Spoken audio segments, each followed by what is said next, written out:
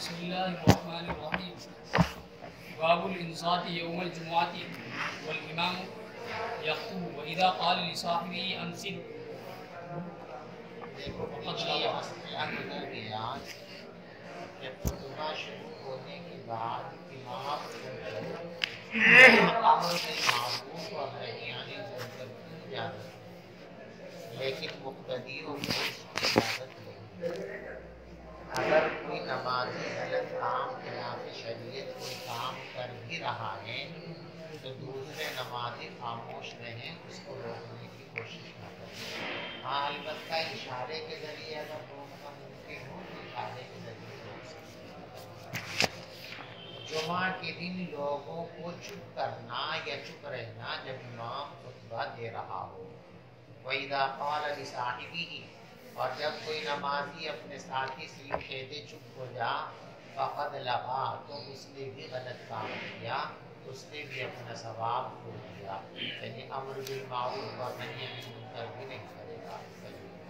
وقال سلمان عن النبي صلى الله عليه وسلم وينصت إذا تكلم الإمام. اور جب امام خطبہ دے تو نمازیوں کو خاموش رہنا چاہیے۔ وبه قال حدثنا يحيى بن بكير قال حدثنا الليث عن عقيل عن ابن شهاب قال أخبرني سعيد بن المسيب أن أبا هريرة أخبره أن رسول الله صلى الله عليه وسلم قال إذا قلت لصاحبك يوم الجمعة أنصت والإمام يخطب فقد لغوت. باب الساعة التي في يوم الجمعة. دیکھو پیچھے یہ بات بیان کی گئی ہے آپ کے سامنے کہ حضور پاک صلی اللہ علیہ وسلم کی خدمت میں ایک مرتبہ حضرت جبرائیل علیہ السلام ایک آئینے جیسی چیز لے کر حاضر ہوئے۔ آپ نے پوچھا تھا یہ کیا ہے؟ فرمایا کہ یوم الجمعہ، اور اسی میں آپ نے بہت چھوٹا سا کالا نقطہ بھی دیکھا تھا، اس کے بارے میں پوچھا تھا یہ کیا ہے؟ تو فرمایا یہ مخصوص گھڑی ہے جمعے کی، اس گھڑی میں جو بھی دعا کی جاتی ہے اللہ تبارک و تعالیٰ اس دعا کو قبول فرما لیتے ہیں۔ یہ گھڑی کب آتی ہے؟ اس کو اتفاق میں رکھا گیا۔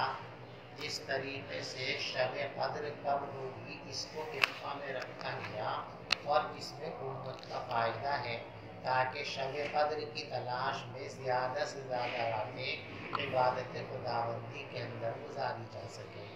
ایسے ہی ساعت مرجوہ کو بھی اتفاق میں رکھا گیا تاکہ جمعہ کے دن کا زیادہ سے زیادہ وقت اذکار میں، اوراد میں، مشاغل میں اور دعاؤں کے اندر گزارا جا سکے، اس امید پر کہ ہم کو وہ ساعت مرجوہ حاصل ہو جائے۔ بعض علماء اور محققین، صحابہ اور تابعین کی رائے یہ ہے کہ جب امام خطبے کے لیے ممبر کی طرف بڑھتا ہے اس وقت سے لے کر کے سلام پھیرے جانے تک کسی وقت میں یہ لمحہ اور یہ گھڑی آتی ہے جو بہت ہی مختصر ہوتی ہے، انتہا درجے مختصر ہوتی ہے۔ اور بہت سارے حضرات کی رائے یہ ہے کہ نماز عصر کے بعد غروب آفتاب سے پہلے پہلے یہ لمحہ اور یہ گھڑی آتی ہے، اور انتہائی مختصر لمحے کے لیے آتی ہے۔ ہمارے استاد محترم نے اس کے اختصار کے لیے ایک واقعہ ایک صاحب کا نقل کیا۔ ایک صاحب جو کسی مولوی صاحب سے سن لیا کہ جمعہ کے دن ایک گھڑی ایسی ہوتی ہے کہ اس گھڑی میں جو دعا بھی اللہ سے مانگی جائے گی وہ دعا فوراً قبول ہو جائے گی۔ وہ کہنے لگے لو جی بندے آپ تالاب میں گئے، وہاں سے مٹی لے کر کے آئے اور اس مٹی کا ایک بڑا سا لوٹا بنا کر کے اپنے سامنے رکھ لیا اور عصر کی نماز کے بعد بیٹھ گئے کہ کبھی تو وہ لمحہ آ گیا، سونا بن جا، سونا بن جا، سونا بن جا، سونا بن جا کرتے رہے، سونا بن جا، سونا بن جا۔ بہت دیر ہو گئی، بہت دیر ہو گئی، سونا بھی بنا۔ اب وہ نا امید سا ہو گیا تو بالکل اخیر میں آ کر کہنے لگا ارے سونا بھی تو بھائی بن جا، اور اتنی سی دیر کے واسطے وہ گھڑی آئی۔ اس لیے عصر کی نماز کے بعد بیٹھ کر کے دعاؤں میں مشغول رہنا چاہیے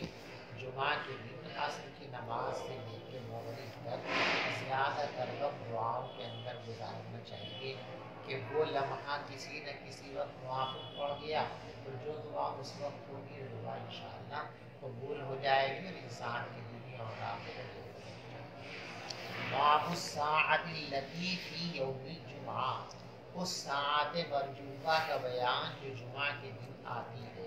حضرت جیسے اس میں اس ساعت مرجوبہ محدثین کی سب کی آراء الگ الگ ہیں، تو اب ہم جیسے بندے اس کو پانے کے لیے یا تو اعتکاف کر لیں یا پھر اس کی اور خاص اچھی شکل کیا ہوگی؟ اعتکاف کر لیں، یہ بھی اچھی شکل ہے۔ جیسے جی ہمیں یہ گھڑی پانی ہے اور ہمیں دعا مانگنی ہے، تو اس وقت ہم بجائے ہے وہ بھی دینی امور، مثلا دعا تو نہیں مانگ رہے تھے لیکن ذکر کر رہے تھے، اور جو مانگنا تھا وہ تو رہ گیا، تو پھر کیسے ملے یہ؟ جو ذکر کرنے والے قرآن پڑھنے والے لوگ ہوتے ہیں، اللہ تبارک و تعالیٰ کی من کی مرادوں کو بغیر مانگے ہوئے پورا کرواتے ہیں۔ باقی اوقات کے اندر اہتمام خاص طور سے دعاؤں کا ہی کرنا چاہیے، کیونکہ دعا بھی بہت بڑی عبادت ہے۔ وبه قال حدثنا عبد الله بن مسلمة عن مالك عن ابي الزناد عن الأعرج عن ابي هريرة ان رسول الله صلى الله عليه وسلم ذكر يوم الجمعة فقال فيه ساعة لا يوافقها عبد مسلم وهو قائم يصلي يسأل الله شيئا إلا أعطاه إياه وأشار بيده يقللها۔ پیغمبر علیہ الصلوۃ والسلام نے ایک روز یوم جمعہ کا ذکر فرمایا تو یوں فرمایا کہ جمعہ کے دن ایک گھڑی آتی ہے، جو مسلمان بھی اس گھڑی میں کھڑے ہو کر نماز پڑھتا رہتا ہے، یسأل اللہ، اور وہ اللہ تبارک و تعالیٰ سے کچھ مانگے تو اللہ تبارک و تعالیٰ وہ چیز اس کو ضرور دیتے ہیں۔ وَأَشَارَ بِيَدِهِ يُقَلِّلُهَا، اور ہاتھ سے اشارہ کر کے اس کے مختصر ہونے کی طرف اشارہ کیا کہ وہ لمحہ بہت مختصر ہوتا ہے۔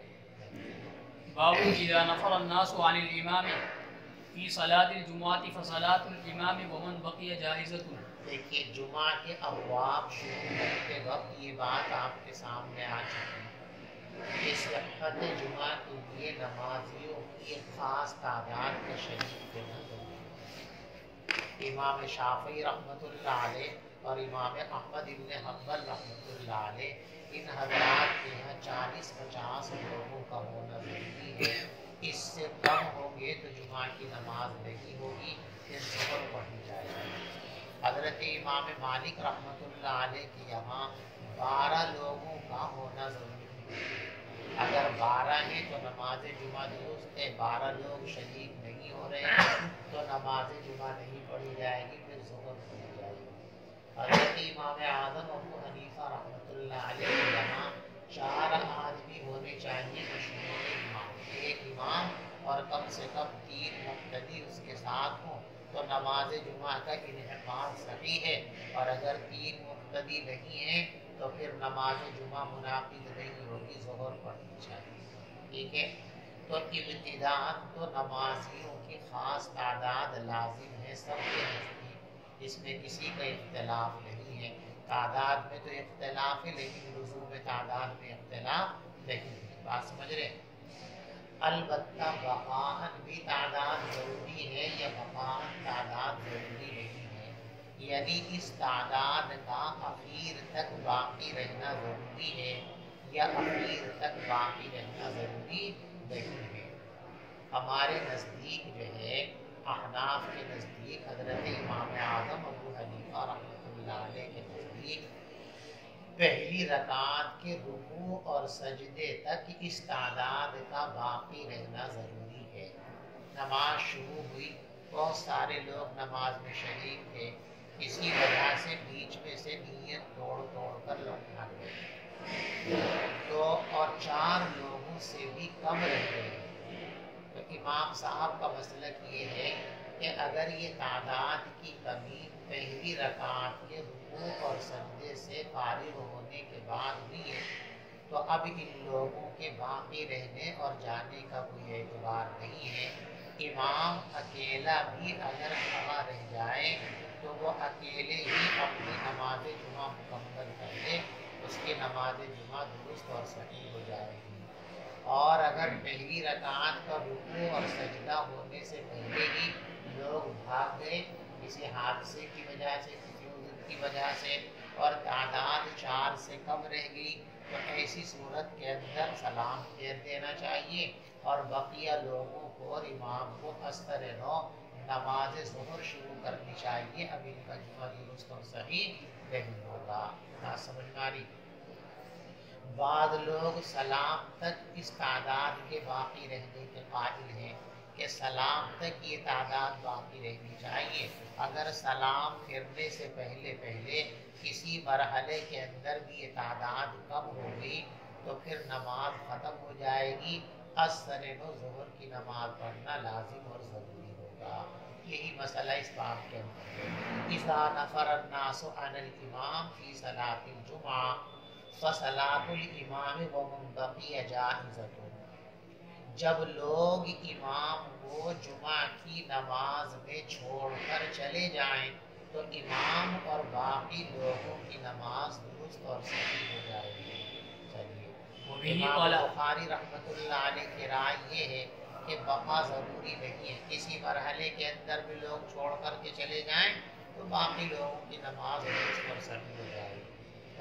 وبه قال حدثنا معاوية بن عمرو قال حدثنا زائدة عن حسين عن سالم بن أبي الجعد قال حدثنا جابر بن عبد الله قال بينما نحن نصلي مع النبي صلى الله عليه وسلم إذا أقبلت عير تحمل طعاما فالتفتوا إليها حتى ما بقي مع النبي صلى الله عليه وسلم إلا 12 رجلا فنزلت هذه الآية وإذا رأوا تجارة أو لهوا انفضوا إليها وتركوك قائما. حضرت جابر بن عبداللہ فرماتے ہیں کہ ہم لوگ حضور پاک صلی اللہ علیہ وسلم کے ساتھ جمعہ کی نماز پڑھ رہے تھے. اچانک ایک قافلہ آ گیا غلہ لے کر. فالتفتوا الیہا، سارے لوگ اس قافلے کی طرف متوجہ ہو گئے اور پیغمبر علیہ السلام کے پاس صرف 12 لوگ باقی رہ گئے.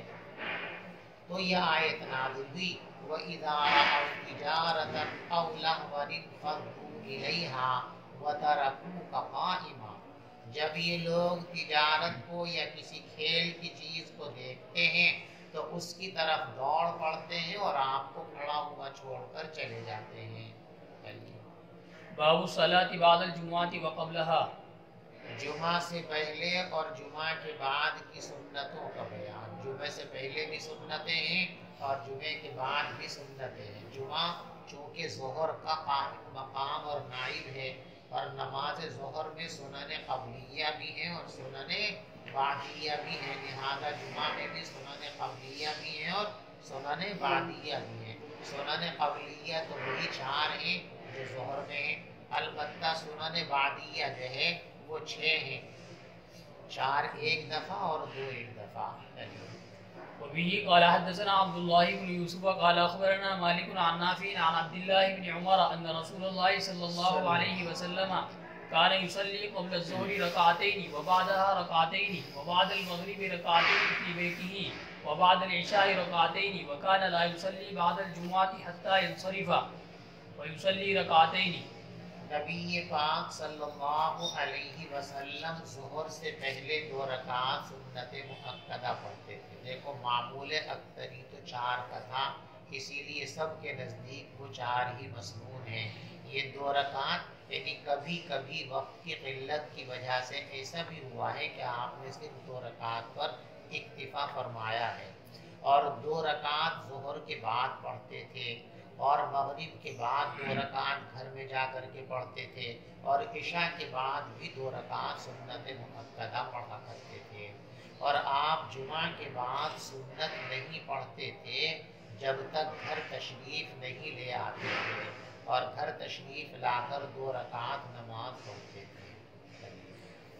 باب قول الله عز وجل فإذا قضيت الصلاة فانتشروا في الأرض وابتغوا من فضل الله.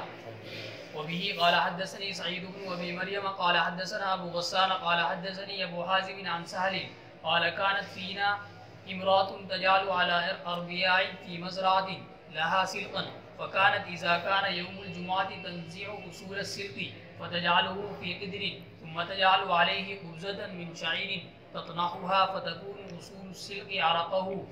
وكنا ننصرف من صلاة الجمعة فنسلم عليها فتقرب ذلك الطعام إلينا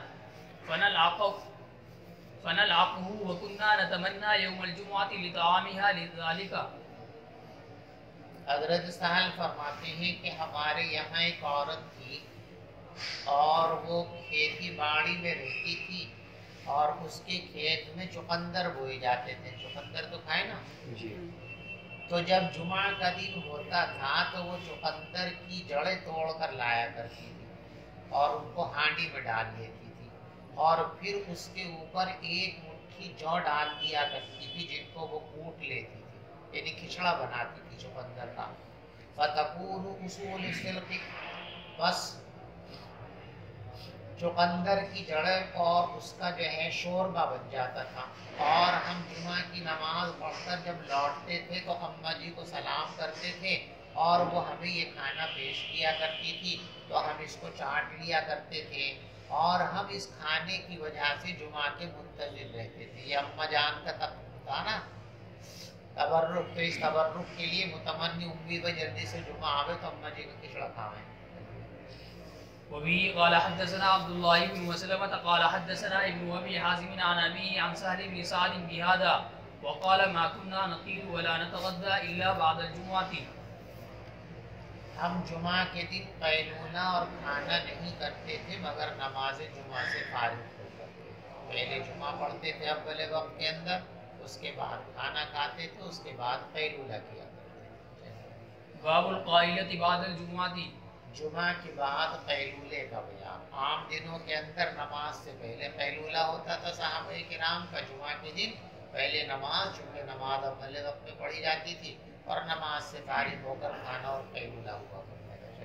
وبه قال حدثنا محمد بن عقبة الشيباني قال حدثنا ابو اسحاق الفزاري عن حميد قال سمعت انسا يقول كنا نبكر يوم الجمعة ثم نقيل. وبه قال حدثني سعيد بن ابي مريم قال حدثنا ابو غسان قال حدثني ابو حازم عن سهل قال كنا نصلي مع النبي صلى الله عليه وسلم الجمعة ثم تكون القائلة. سہل فرماتے ہیں کہ ہم پہلے حضور کے ساتھ جمعہ کی نماز پڑھتے تھے، اس کے بعد قیلولہ ہوا کرتا تھا. ابواب صلاة الخوف. وقال الله عز وجل. خوف کا بیان. حضور پاک صلی اللہ علیہ وسلم اپنے ساتھیوں کے ساتھ جہاد کے لیے تشریف لے گئے. دشمنوں سے مقابلہ تھا. نماز کا وقت آیا تو حضور اور آپ کے تمام صحابہ نماز میں مشغول ہو گئے. اس وقت تو قافلوں کی عقل پر پردہ پڑا رہا. جب آپ نماز سے فارغ ہو گئے تو کہنے لگے کہ بڑا نقصان ہو گیا. اتنا بڑھیا موقع تھا، یہ تو سارے لوگ زمین پر سر رکھے ہوئے بے خبر لیٹے تھے، ہم چاہتے تو سب کی گردنیں قلم کر دیتے. کافی افسوس کرنے لگے. کسی نے کہا کیا گھبرانے کی بات ہے، یہ لوگ تو دن میں 5 مرتبہ یہ کام کرتے ہیں، تو گھنٹے 2 گھنٹے کے بعد پھر یہ مرحلہ آئے گا. اب کہ جب یہ نماز کے نام پر سجدہ کریں گے، زمین پر سر رکھیں گے، تو تبھی ہم لوگ ان کو ختم کر دیں گے، ان کی گردنیں ختم کر دیں گے. اگلا وقت آنے سے پہلے ہی جبریل امین وحی لے کر کے آ گئے اور وہ قرآن کی آیتیں جو ہے نازل کر دی گئی جن میں صلاۃ خوف کا طریقہ بیان کیا گیا. وَإِذَا كُنْتَ فِيهِمْ فَأَقَمْتَ لَهُمُ الصَّلَاةَ إِلَىٰ آخِرِ الْآیَةِ. چنانچہ حضور پاک صلی اللہ علیہ وسلم نے صحابہ کو لے کر صلاۃ خوف پڑھی. صلاۃ خوف آپ نے کس طرح پڑھی تھی، اس بارے میں بہت ساری روایتیں، مختلف طرح کی روایتیں ہیں. اور حضرت امام ابو داؤد رحمۃ اللہ علیہ نے ابو داؤد شریف کے اندر ہر روایت پر علیحدہ علیحدہ باب قائم کر کے ان تمام روایات کو جمع کر دیا ہے. احناف کے یہاں رکعتوں کی تعداد کے اعتبار سے اور رکوع کی تعداد کے اعتبار سے، ادائیگی کے اعتبار سے عام نمازوں کے اندر اور خوف کی نماز کے اندر کوئی فرق نہیں ہے. جیسے عام نمازیں ہوتی ہیں اسی طریقے سے خوف کی نماز بھی پڑھی جاتی ہے. وبه قال حدثنا ابو اليمان قال اخبرنا شعيب عن الزهري سألته هل صلى النبي صلى الله عليه وسلم يعني صلاة الخوف وقال أخبرنا سالم أن عبد الله بن عمر قال غزوت مع رسول الله صلى الله عليه وسلم قبل نجد فوازينا العدو فصففنا له فقام رسول الله صلى الله عليه وسلم يصلي لنا فقامت طائفة معه واقبلت الطائفة على العدو فركع رسول الله صلى الله عليه وسلم بمن معه وسجد سجدتين ثم انصرفوا مكان الطائفة التي لم تصلي فجاءوا فركع رسول الله صلى الله عليه وسلم بهم ركعة وسجد سجدتين ثم سلم فقام كل واحد منهم فركع لنفسه ركعة وسجد سجدتين. باب صلاة الخوف رجالا وركبانا راجل قائم. صلاۃ خوف پیدل بھی پڑھ سکتے ہیں زمین پر کھڑے ہو کر بھی، اور اس سے بھی زیادہ اگر خوف ہو جائے تو سواری پر بیٹھ کے بھی نماز اشارے سے ادا کر سکتے ہیں. وبه قال حدثنا سعيد بن يحيى بن سعيد القرشي قال حدثني أبي قال حدثنا ابن جريج عن موسى بن عقبة عن نافع عن ابن عمر نحو من قول مجاهد إذا اختلطوا قياما وزاد ابن عمر عن النبي صلى الله عليه وسلم وإن كانوا أكثر من ذلك فليصلوا قياما وركبانا. باب يحرس بعضهم بعضا في صلاة الخوف. آدھے لوگ آدھے لوگوں کی حفاظت کرتے رہیں گے صلاۃ خوف کے دوران. وبه قال حدثنا حيبة بن شريح قال حدثنا محمد بن حرب عن الزبيدي عن الزهري عن عبيد الله بن عبد الله بن عتبة عن ابن عباس قال قام النبي صلى الله عليه وسلم وقام الناس معه فكبر وكبروا معه وركع ناس منهم ثم سجد وسجدوا معه ثم قام للثانية وقام الذين سجدوا وحرسوا إخوانهم وأتت الطائفة الأخرى فركعوا وسجدوا معه والناس كلهم في صلاة ولكن يحرس بعضهم بعضا. یہ سب نماز ہی میں تھے، البتہ حفاظت کر رہے تھے، یعنی جو ٹولی ایک رکعت پڑھ کر نماز جو ہے حفاظت میں لگ گئی تھی، ان کی نماز ٹوٹی نہیں تھی، وہ حفاظت کرنے کے دوران بھی نماز ہی میں شریک تھے، اسی لیے بعد میں ایک رکعت پوری کرنے سے ان کی نماز درست ہو سکتی. باب الصلاة عند مناحزة الحصون ولقاء العدو. وقال الأوزاعي پہلوں کو محاصرے کے وقت اور دشمن کے مقابلے کے وقت نماز پڑھنے کا بیان، یعنی نماز کسی حال کے اندر بھی معاف نہیں ہے، ایسی ہی ایمرجنسی حالات کو نماز کا اہتمام کرنا ہی کرنا ہے. وقال الأوزاعي إن كان تهيأ الفتح ولم يقدروا على الصلاة صلوا إيماء كل امرئ لنفسه فإن لم يقدروا على الإيماء أخروا الصلاة حتى ينكشف القتال أو يأمنوا ويصلوا ركعتين فإن لم يقدروا صلوا ركعة وسجدتين فإن لم يقدروا فلا يجزئهم التكبير ويؤخرونها حتى يأمنوا. وبه قال مكحول وقال أنس بن مالك حضرت مناحزة حصن تستر عند إذاعة الفجر واشتد اشتغال قتال فلم يقدروا على الصلاة فلم نصلي إلا بعد ارتفاع النهار فصليناها ونحن مع أبي موسى ففتح لنا. قال کسی حال میں بھی میدان جنگ میں نماز پڑھنے کا موقع مل جائے تو نماز پڑھنی ہی پڑھنی، لیکن کسی حال میں بھی نماز پڑھنے کا موقع نہ ملے تو پھر نماز مؤخر کی جائے گی. جیسے غزوہ خیبر کے موقع پر حضور پاک صلی اللہ علیہ وسلم کی چند نمازیں رہ گئی تھیں اور آپ نے بعد نماز مغرب جنگ بندی کے بعد ان کو صحابہ کرام کے ساتھ باجماعت ترتیب کے ساتھ ادا فرمایا تھا، اسی کو پیش فرمایا. امام اوزاعی رحمۃ اللہ علیہ فرماتے ہیں ان کان تحیّ الفتح، اگر فتح کی تیاری ہے اور نماز پڑھنے پر قدرت نہیں ہے تو اشارے سے نماز پڑھ لیں، ہر آدمی اپنی اپنی نماز پڑھ لیں، اور اگر اشارے سے نماز پڑھنے پر بھی قادر نہ ہو تو نماز کو مؤخر کر دیں یہاں تک کہ جب ختم ہو جائے یا پھر اپنے اطمینان حاصل ہو جائے تو پھر 2 رکعت نماز پڑھ لیں، اور اگر 2 پہ قادر نہ ہو تو 1 رکعت پڑھ لیں، 2 سجدے کر لیں. فَإِن لَّمْ يَقْدِرُوا، اور اگر اس پر بھی قادر نہ ہو تو خالی اللہ اکبر کہنا کافی نہیں ہوگا بلکہ نماز کو مؤخر کر دیں اطمینان ہونے تک. وہ بھی قال اور مقبول بھی یہی فرماتے ہیں. اور حضرت انس بن مالک رضی اللہ تعالیٰ عنہ فرماتے ہیں کہ تستر کے قلعے کو فتح کرنے کا وقت آ گیا اور فجر کی نماز روشنی ہوئی جا رہی تھی اور قتال میں شدت پیدا ہو گئی تھی. بس صحابہ کرام نماز نہیں پڑھ سکے تھے. فلم نصلی الا بعد ارتفاع النہار تو اس دن ہم نے فجر کی نماز نہیں پڑھی تھی مگر دن چڑھے. فصلیناہا ونحن مع ابی موسیٰ بس ہم نے نماز وقت نکلنے کے بعد اس دن پڑھی تھی اور ہم لوگ اس دن حضرت ابو موسیٰ اشعری رضی اللہ تعالیٰ کے ساتھ تھے. ففتح لنا تو وہ قلعہ ہمارے لیے فتح ہو گیا تھا.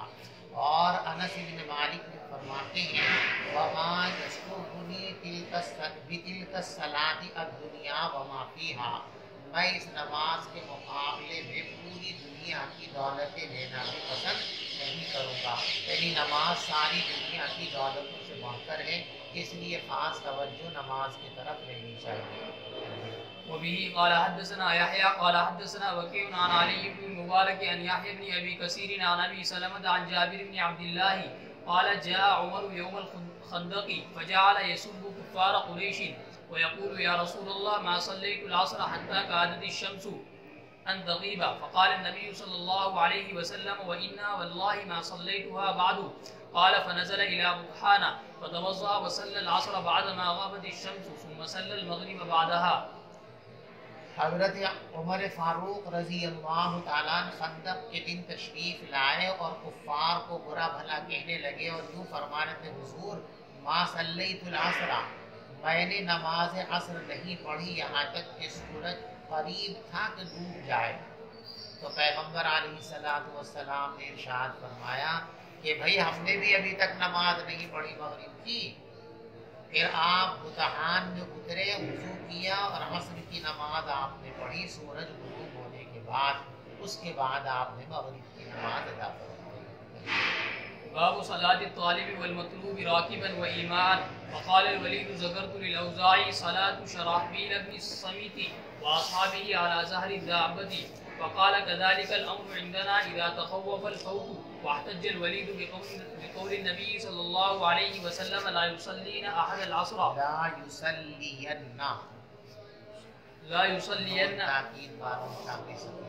لا يصلين أحد العصر إلا في بني قريظة.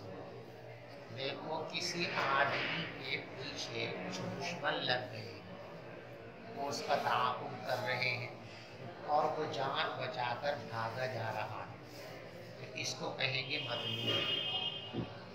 اور جو اس کے پیچھے کوئی مسلمان ہے کسی کافر کا تعاقب کر رہا ہے دشمن کا تعاقب کر رہا ہے تو یہ طالب ہے. یہ طالب اور مطلوب اگر خطرہ محسوس کریں نماز کا وقت آ گیا جو ڈر کر بھاگ رہا ہے جان بچانے کے لیے اسے یہ خدشہ ہے کہ اگر میں سواری سے اتر کر زمین پر باقاعدہ نماز پڑھوں گا مجھے پیچھے سے آ رہا ہے مجھ کو قتل کرنے کے لیے وہ مجھے آ کر دبوچ لے گا اور قتل کر لے گا میری جان چلی جائے گی. تو فرماتے ہیں کہ ایسے آدمی کو سواری سے اترنے کی ضرورت نہیں ہے وہ سواری پر بیٹھے بیٹھے اشارے سے نماز پڑھ لے وہی نماز اس کے لیے کافی ہو جائے. امام بخاری رحمۃ اللہ علیہ یہ اجازت جس طرح مطلوب کو دیتے ہیں اسی طریقے سے طالب کو دیتے ہیں. ایک مسلمان کسی کافر کا تعاقب کر رہا ہے اور اسے یہ اندیشہ ہے کہ اگر میں نماز پڑھنے کے لیے رک گیا تو یہ میری پکڑ سے نکل جائے گا پھر میرے ہاتھ نہیں آئے گا بچ جائے گا.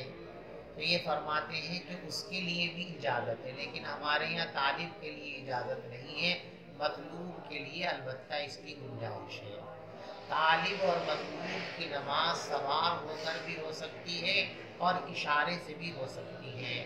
اور ولید کہتے ہیں کہ میں نے امام اوزاعی رحمۃ اللہ علیہ سے شرحبیل ابن سمت کی نماز کا ذکر کیا اور ان کے ساتھیوں کا کہ انہوں نے سواری پر بیٹھے بیٹھے نماز پڑھنی تھی تو اوزاعی نے فرمایا کذالک الامر عندنا اذا تخوف جب جان جانے کا اندیشہ ہو تو ہمارے یہاں حکم شریعت یہی ہے اور ولید نے احتجاج کیا پیغمبر علیہ السلام کے اس قول سے کہ ہم میں سے کوئی شخص بھی عصر کی نماز نہ پڑھے مگر بنو قریظہ پہنچ کر کے. چلیے. وبه قال حدثنا عبد الله بن محمد بن اسماء قال حدثنا جويرية عن نافع عن ابن عمر قال قال النبي صلى الله عليه وسلم لنا لما رجع من الأحزاب لا يصلين أحد العصر إلا في بني قريظة فأدرك بعضهم العصر في الطريق وقال بعضهم لا نصلي حتى نأتيها وقال بعضهم بل نصلي لم يرد منا ذلك فذكر ذلك للنبي صلى الله عليه وسلم فلم يعنف أحدا منهم. باب التکبیر والغلس بالصبح والصلاة عند الإغارة والحرب. سویرا سویرا سفر کرنے کا بیان، اللہ اکبر بولنے کا بیان، یعنی کہیں جائیں دوران جنگ نعرے تکبیر لگانے کا بیان، اور صبح صبح حملہ کرنے کا بیان، اور حملے کے وقت اور لڑائی کے وقت بھی نمازوں کے اہتمام کا بیان. وبه قال حدثنا مسدد قال حدثنا حماد بن زيد عن عبد العزيز بن صهيب وثابت البناني عن انس بن مالك ان رسول الله صلى الله عليه وسلم صلى الصبح بغلس ثم ركب فقال الله اكبر خربت خيبر انا اذا نزلنا بساحة قوم فساء سواء المنذرين وخرجوا يسعون في السكك ويقولون محمد والخميس قال والخميس الجيش فظهر عليهم رسول الله صلى الله عليه وسلم فقتل المقاتلة وسبي الزرارية فصارت صفية لدحية الكلب وصارت لرسول الله صلى الله عليه وسلم ثم تزوجها وجعل صداقها عتقها. فقال عبد العزيز لثابت يا أبا محمد أنت سألت أنسا ما امہرہا فقال عزیز نے ثابت بنانی سے کہا اے ابو محمد کیا آپ نے حضرت انس سے یہ بات دریافت کی تھی کہ حضور پاک صلی اللہ علیہ وسلم نے حضرت صفیہ کو کتنا مہر دیا تھا؟ تو حضرت انس نے جواب دیا امہرہا نفسہا، ان کی جان ہی ان کا مہر تھا، یعنی ان کو آزاد کر دیا، بس یہ آزادی ہی مہر تھی. اعلیٰ فتبسما، مسکرانے لگے. کتاب العیدین باب ما جاء فی العیدین والتجمع فیہما. عیدین کا بیان اور اس بات کا بیان کہ عیدین کے موقع پر زینت اختیار کرنی چاہیے، اچھے کپڑے پہننے چاہیے، مسواک کرنی چاہیے، غسل کرنا چاہیے، تیل لگانا چاہیے، خوشبو لگانی چاہیے. عید میں ان تمام چیزوں کا اہتمام اگر کر سکتے ہو تو کرنا چاہیے. وبه قال حدثنا ابو اليمان قال اخبرنا شعيب عن الزهري قال اخبرني سالم بن عبد الله ان عبد الله بن عمر قال اخذ عمر جبة من استبرق قباء. حضرت عمر نے ایک جبہ ریشم کا لیا قباء فی السوق جو بازار میں فروخت ہو رہا تھا. فاخذها، آپ نے اس کو لے لیا. فاتا رسول اللہ، اور اس کو لے کر پیغمبر علیہ السلام کے پاس آئے اور یوں کہا حضور ابتا حاضی، آپ یہ جبہ خرید لیجئے، تجمل بحال العید والوفود، اور عید کے موقع پر اور مہمانوں کی آمد کے موقع پر اس کو پہن لیا کیجیے. دیکھو عید پہ پہننے کے لیے حضرت عمر نے کہا اور حضور نے اس پر نکیر نہیں فرمائی، تو معلوم ہوا کہ عید کے دن اچھے کپڑے پہننے کا اہتمام کرنا چاہیے. اگر اچھے کپڑے دستیاب ہو نہیں ہو تو جیسے ہے پڑھ لینی چاہیے. تو پیغمبر علیہ السلام نے فرمایا انما ھذہ لباس من لا خلاق لہ، یہ تو ان لوگوں کا لباس ہے جن کا آخرت میں کوئی حصہ نہیں ہے. فلبس عمر ما شاء، کچھ دن تک حضرت عمر پہنے رہے. پھر پیغمبر علیہ السلام نے ریشم کا ایک جبہ ان کی خدمت میں بھیجا تو حضرت عمر اس کو لے کر کے آئے اور پیغمبر علیہ السلام کے پاس پیش کرے حضور انکا قلت انما ھذہ لباس من لا خلاق لہ، آپ نے تو یہ بات ارشاد فرمائی تھی کہ ریشمی کپڑا ان لوگوں کا لباس ہے جن کا آخرت میں کوئی حصہ نہیں ہے، اور اب آپ نے یہ جبہ میرے پاس بھیج دیا. تو پیغمبر علیہ السلام نے ارشاد فرمایا تبیرھا، پہننے کو تھوڑی کہا، तुम इसे बेच डालो, वतसीब बिहा हाजतका, इसके जरिए अपनी ज़रूरतों को पूरा कर लो। बाबुल हिराब वद्दरब यौमल ईद, ईद के दिन जो है नेज़े और ढाल लेकर जाने का बयान। वबिही क़ाल हद्दसना अहमद क़ाल हद्दसना इब्न वहब क़ाल अख़बरनी अम्र अन्न मुहम्मद इब्न अब्दुर्रहमान अल-असदी हद्दसहु अन उर्वता अन आयशा क़ालत दख़ल अलैहि नबी सल्लल्लाहु अलैहि वसल्लम व इंदी जारियतानि तुग़न्नियानि बिग़िनाइ बुआसिन फस्तजा अलल फ़िराश व हव्वल वजहहु। हज़रत आयशा फरमाती है कि हुज़ूर पाक सल्लल्लाहु अलैहि वसल्लम मेरे पास तशरीफ लाए और मेरे पास दो बच्चियां थी जो उन अशार को गुनगुना रही थी जो जंग बुआस के मौके पर मदीने वाले पढ़ा करते थे। तो आप चारपाई पर लेट गए और अपना चेहरा दूसरी तरफ को कर लिया। थोड़ी देर में अबू बकर आ गए और मुझे डांटने लगे और कहने लगे पैगंबर के सामने शैतान के बाजे बजवा रही हैं।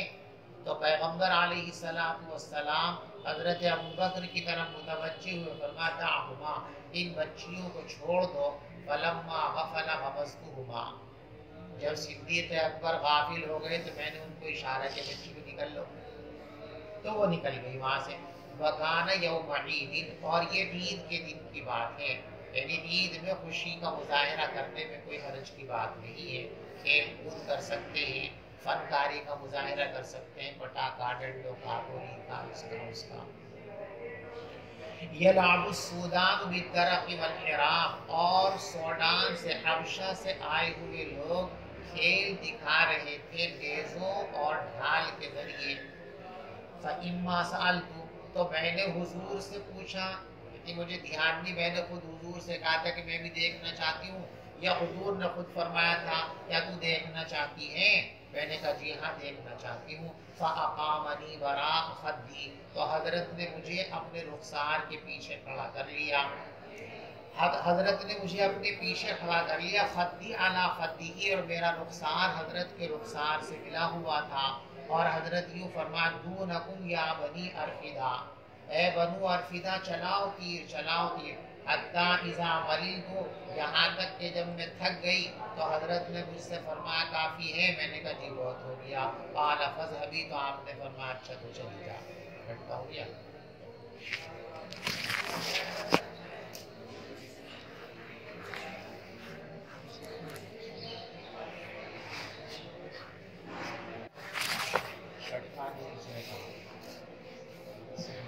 भटकाने का कहा है, पटाखों की बात नहीं इसमें कहा है, कहाँ है पटाखों?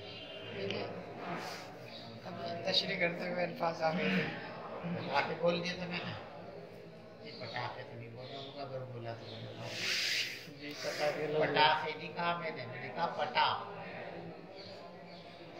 गलत सुन रहे आप, पटाखे नहीं कहा। क्या पटा? पटा तुम जानते नहीं हो ना, सुन रहे? लाठी चलाना। पहले खेल चलता था, इतना लंबा एक डंडा होता था, इस पे चमड़ा चढ़ा हुआ होता था, उसके जरिए लाठी चलाने की मशक होती। बहुत बेहतरीन वो फन था।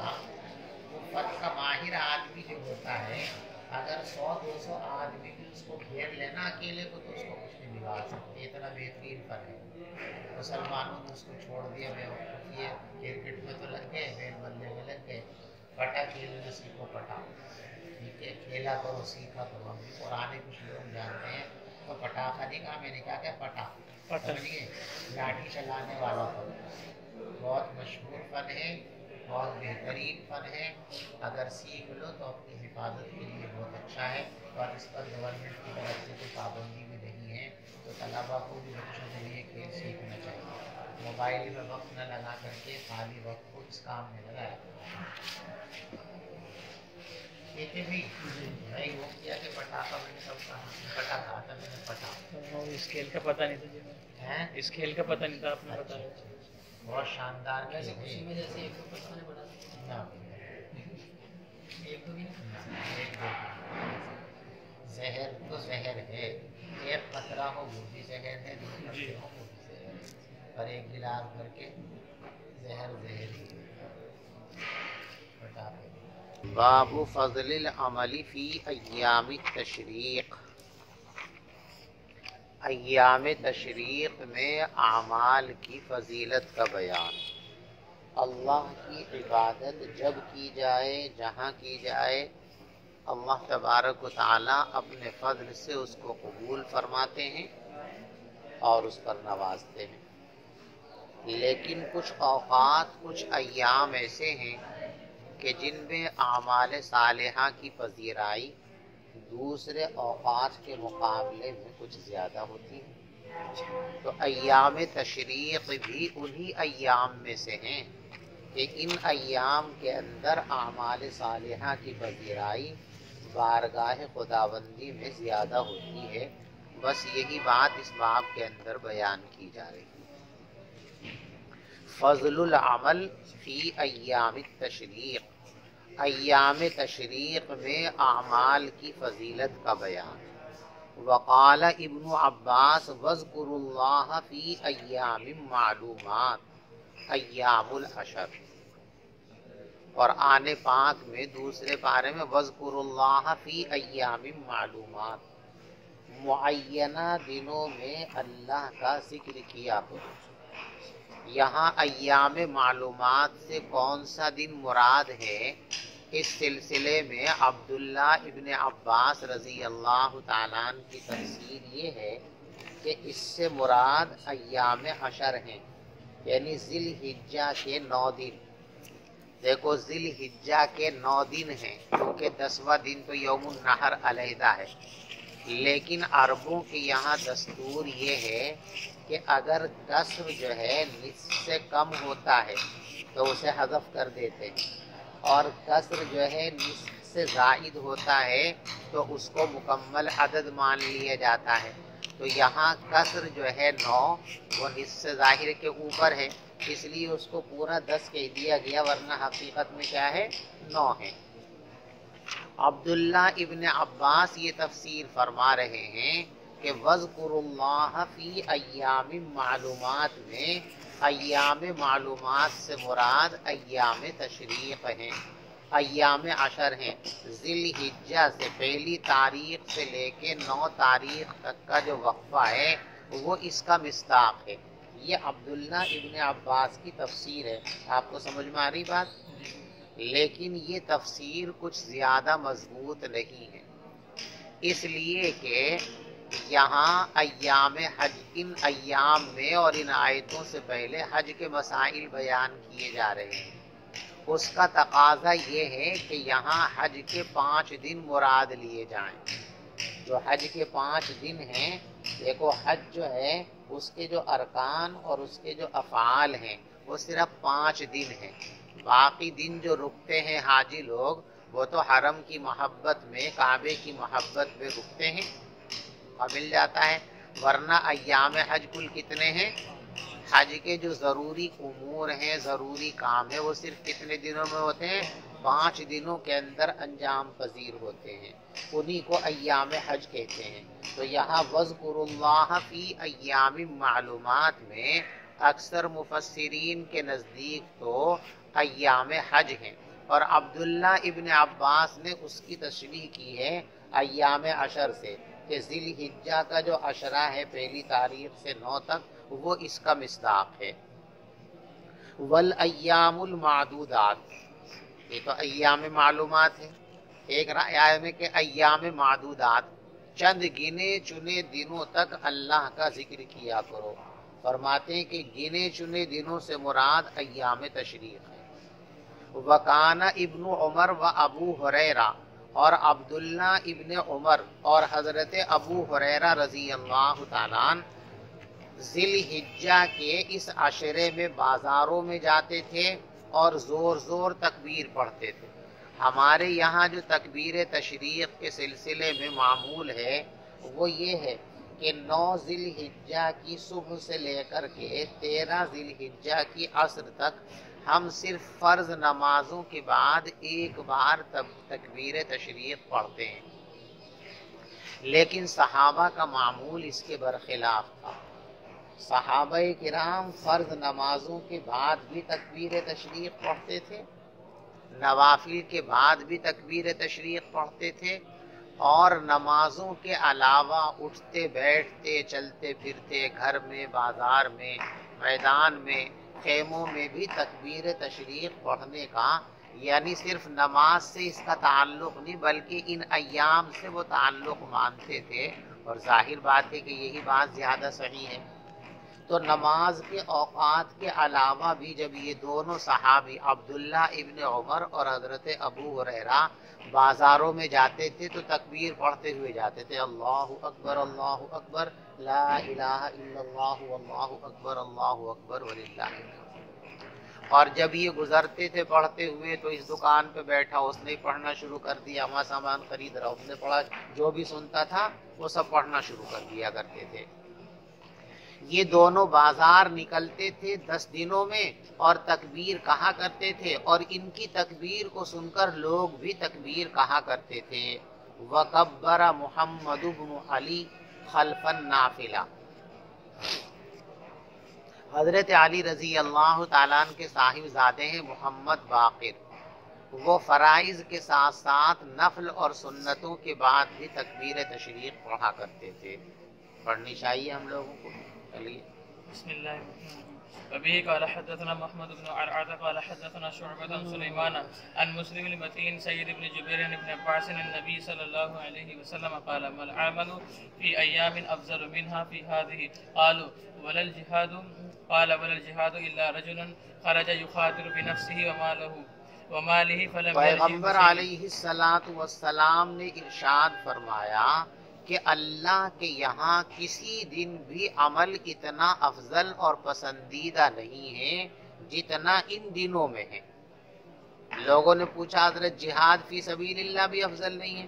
آپ نے فرمایا کہ ہاں، عام لوگوں کا جہاد بھی ان 10 دنوں کے اعمال سے افضل نہیں ہے، البتہ ایک مجاہد ایسا ہے کہ اس کا جہاد افضل ہے، مگر وہ آدمی جو نکل پڑا ہو اپنی جان اور مال کو خطرے میں ڈال کر، اور پھر وہ کسی چیز کو لے کر نہ لوٹے، یعنی جس کو شہادت نصیب ہو گئی، شہید کا عمل تو افضل ہے، باقی کسی کا عمل جو ہے ان ایام میں عبادت سے افضل نہیں ہے۔ تمام اعمال میں سب سے افضل بات یہ ہے کہ اس عشرے کے اندر خاص طور سے عبادتوں کا اہتمام کرنا چاہیے۔ چلیے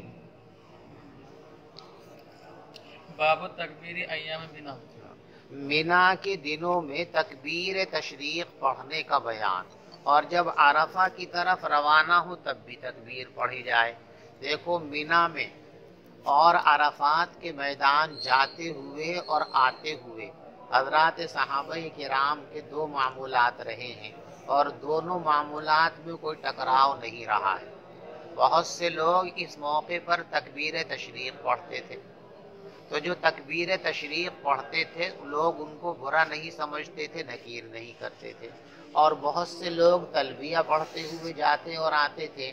تو معلوم ہوا ان ایام کے اندر عرفات کو جاتے اور آتے وقت تکبیر تشریق پڑھنا چاہیں یہ بھی درست اور صحیح ہے، اور تلبیہ پڑھنا چاہیں لبیک اللہم لبیک یہ بھی درست اور صحیح ہے۔ چلیے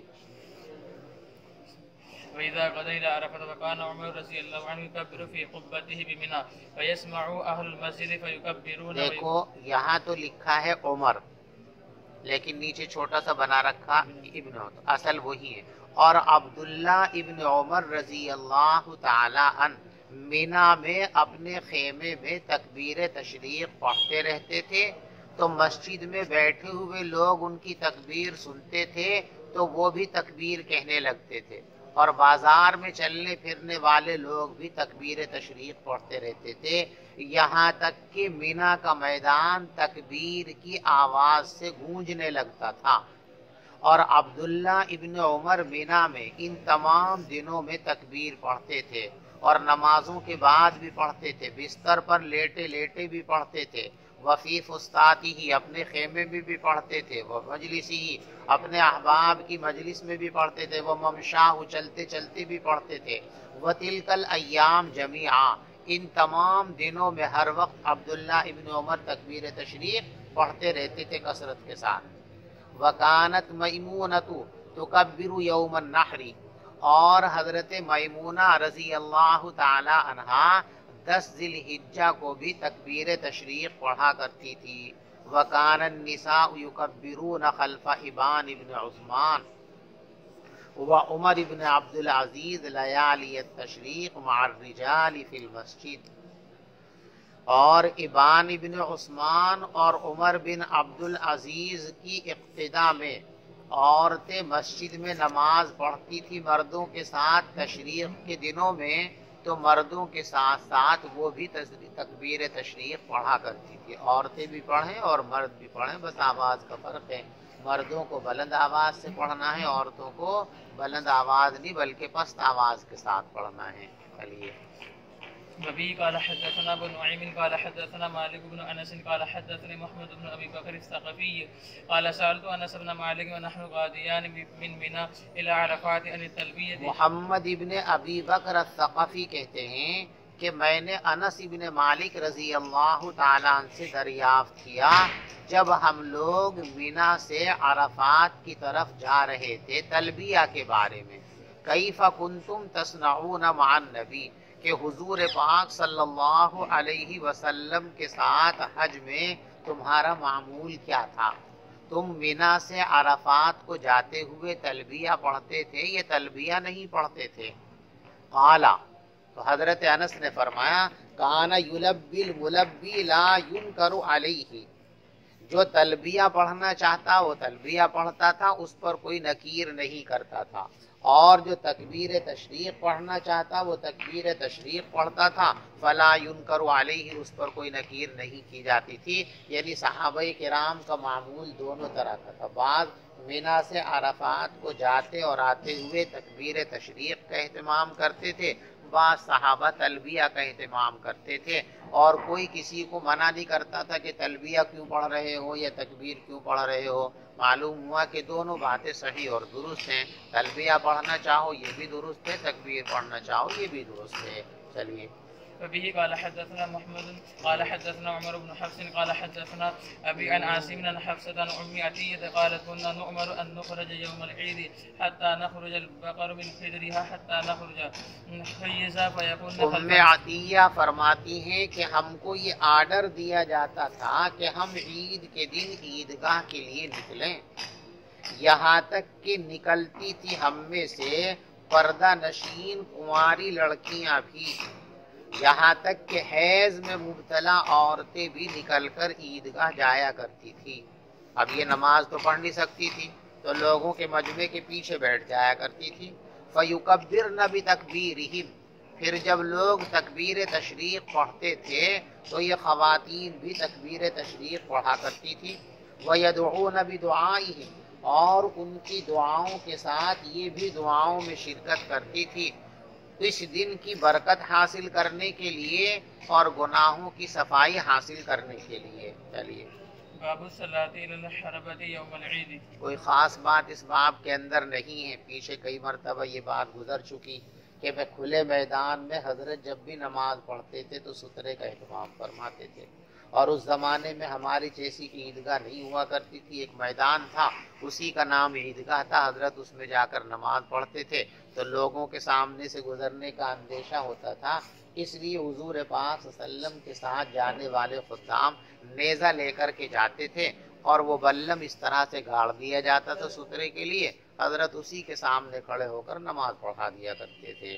عید کے دن نیزے کو سترا بنا کر نماز پڑھنے کا بیان. چلو. وبه قال حدثنا محمد بن بشار قال حدثنا عبد الوهاب قال حدثنا عبيد الله نافع عن ابن عمر ان النبي صلى الله عليه وسلم كان تركز له الحربة قدامه يوم الفطر والنحر ثم يصلي. پیغمبر علیہ الصلوۃ والسلام کے سامنے بلم گاڑا جاتا تھا عید الفطر کے موقع پر بھی، عید الاضحیٰ کے موقع پر بھی، پھر آپ اس کو سترا بنا کر نماز پڑھتے تھے. چلیے. باب حمل العنزة والحربة بين يدي الامام يوم العيد. چھوٹا یا بڑا بلم امام کے ساتھ عید کے دن لے کر عیدگاہ جانا. چلیے.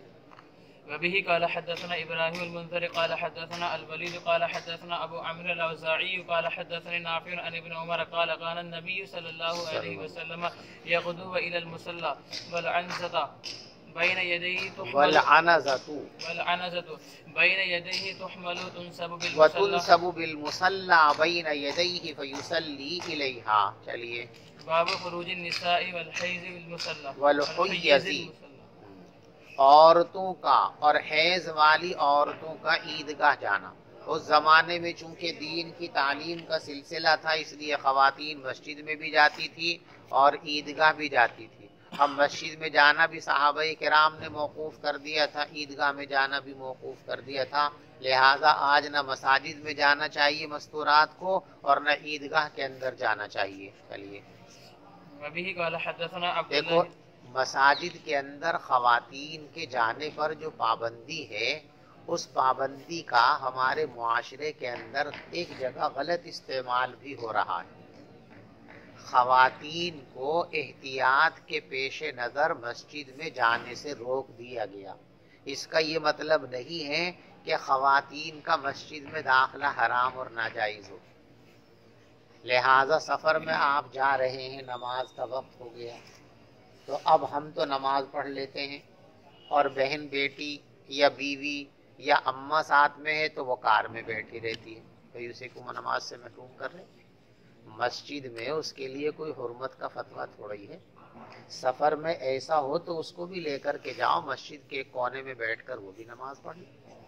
تو ہم اس کو بالکل مسجد میں جھانکنے ہی نہیں دیتے، یہ غلط بات ہے. اگر راستے میں بیوی ساتھ ہے، بہن ساتھ ہے، والدہ ساتھ ہے، نماز کا وقت ہو گیا تو جیسے آپ گاڑی روک کر مسجد میں جا کر نماز پڑھتے ہیں، اپنی بیوی کو، بہن کو، جو بھی ساتھ ہے خواتین میں سے، اس کو بھی مسجد میں لے جا کر کے نماز پڑھوائیے، اس کی نماز قضا کرا دے. کیا کریں صاحب، یہاں کوئی جانکار گھر نہیں ہے، مسجد میں لے جا نہیں سکتے تو ہم تو نماز پڑھ آئے، ہم تو چلیں گے جنت میں، ان بیچاریوں کی نماز نکلوا دی. یہ غلط بات ہے. مسجد میں جانا احتیاط کے پیش نظر ممنوع ہے، لیکن کوئی اگر ایسی ضرورت ہے سفر میں، اس کی نماز کہاں پڑھے بیچاری نماز، تو اس کو مسجد میں لے جا کے نماز پڑھوانی چاہیے. اس کا خاص طور سے اہتمام آپ حضرات کریں گے تو آپ کی دیکھا دیکھی دوسرے لوگ بھی اس کی نقل کریں گے اور صحیح مسئلے پر لوگ عمل پیرا ہو جائیں گے. چلیے. وبه قال حدثنا عبد الله بن عبد الوهاب قال حدثنا حماد بن زيد عن ايوب بن محمد بن ام عتية قالت امرنا ان نخرج العواتق ذوات الخدور عن ايوب بن حفصة بنحوه وزاد في حديث حفصة قال او قالت العواتق وذوات الخدور ويعتزلن الحيض المصلى. نماز کی جگہ سے حیض والی عورتیں علیحدہ رہتی تھی چونکہ نماز وہ پڑھ نہیں سکتی تھی.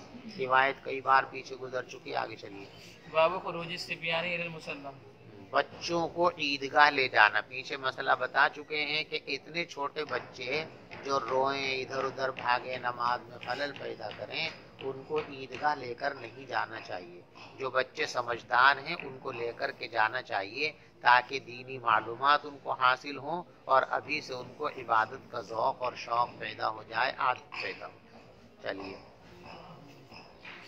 وبه قال حدثنا عمرو بن عباس قال حدثنا عبد الرحمن قال حدثنا سفيان عن عبد الرحمن بن عبيس قال سمعت ابن عباس قال خرجت مع النبي صلى الله عليه وسلم يوم فطر او اضحى فصلى ثم خطب ثم اتى النساء فوعظهن وذكرهن وامرهن بالصدقه. چلیے. کئی بار روایت گزری. باب استقبال امام الناس في خطبه العيد. وقال ابو خطبہ سعيد جو پڑھے گا وہ امام لوگوں کی طرف منہ کر کے پڑھے گا، قبلے کی طرف منہ کر کے نہیں پڑھے گا خطبہ، اس لیے کہ خطبہ خطاب ہے اور خطاب کے اندر کفا، آمنا سامنا ضروری ہے. جب آمنے سامنے بات ہوتی ہے تو بات سمجھ میں آتی ہے. بولنے والا اور سننے والا جس قدر آمنے سامنے ہوں گے، مواجہہ ہوگا، اسی قدر گفتگو دل کے اوپر اثر انداز ہوگی. لیکن پتہ نہیں تم کون سی گٹی پی کر کے آئے ہو کہ تمہیں مواجہہ سے اعتراض ہے. کوئی ادھر کو جا کے بیٹھا کونے میں، کوئی ادھر کو آ کر کے بیٹھے. درسگاہ کی سب سے بہترین جگہ وہ ہے جہاں استاد سے مواجہہ. یہ آزو بازو کی جگہ تو مجبوری کے لیے، اصل سامنے کی جگہ ہے. تم لوگ سامنے بیٹھنے سے کتراتے ہو، پتہ نہیں کیا گٹی پی رکھی ہے آپ لوگوں نے، کیا تکلیف ہوتی ہے مجھے تو معلوم. بھئی بات کریں گے تو سننے والا سامنے ہوگا تبھی تو پتہ چلے گا.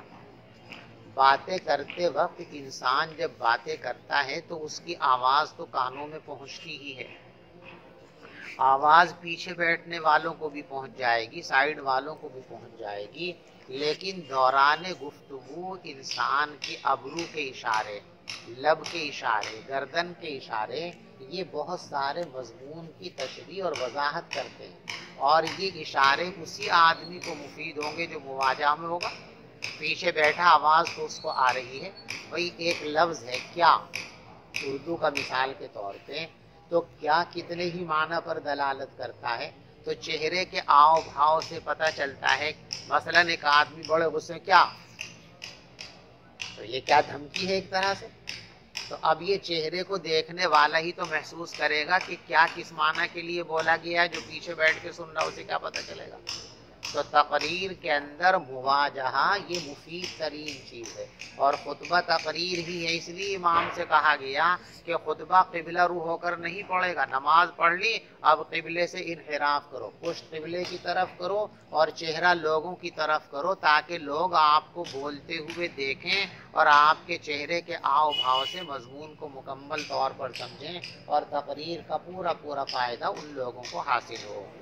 باب استقبال الامام الناس فی خطبۃ العید، امام کو عید کے خطبے میں لوگوں کی طرف منہ کر کھڑا ہونا چاہیے۔ چلو، وقال ابو سعید قام النبی صلی اللہ علیہ وسلم، ابو سعید فرماتے ہیں کہ حضور پاک صلی اللہ علیہ وسلم لوگوں کی طرف رخ کر کے کھڑے ہوا کرتے تھے۔ چلو، وبه قال حدثنا ابو نعيم قال حدثنا محمد بن طلحة عن زبيد عن الشعبي عن البراء قال خرج النبي صلى الله عليه وسلم يوم أضحى إلى البقيع فصلى ركعتين ثم أقبل علينا بوجهه فقال إن أول نسكنا في يومنا هذا أن نبدأ بالصلاة ثم نرجع فننحر فمن فعل ذلك فقد وافق سنتنا ومن ذبح قبل ذلك فإنما هو شيء عجله لأهله ليس من النسك في شيء فقام رجل فقال يا رسول الله إني ذبحت وعندي جزعة خير من مسنة قال اذبحها ولا تفي عن أحد بعدك۔